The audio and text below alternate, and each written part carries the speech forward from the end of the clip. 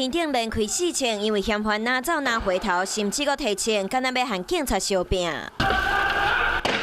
第5声枪声，毋是警察开的，是嫌犯加枪对向家己，当场自杀，送病院不治。今仔日透早，新北市新庄的汽车旅馆外口，警方咧等嫌犯离开，趁机会掠人。不过嫌犯唔肯就范，警方才对天顶开枪。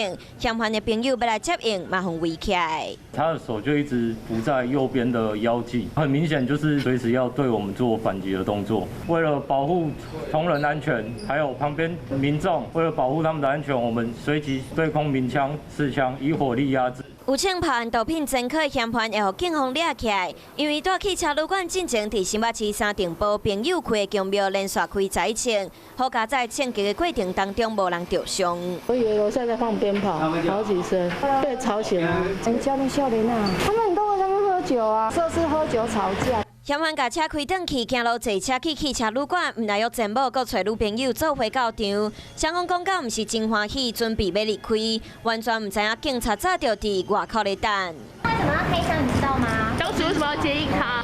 嫌犯早就伫犯案进前，都甲前某讲过几若摆想袂开，想袂到嫌犯的妈妈前一天才拄过身，伊就犯这件枪击案，有可能是因为长期的情绪拢无好，才会选择这种离开的方式。我是陈雅玲，想要跟我一起从零掌握天下事吗？赶紧按下华视新闻 YouTube 频道的订阅按钮，开启小铃铛，跟我一起探讨公共议题，给您最专业的华视新闻。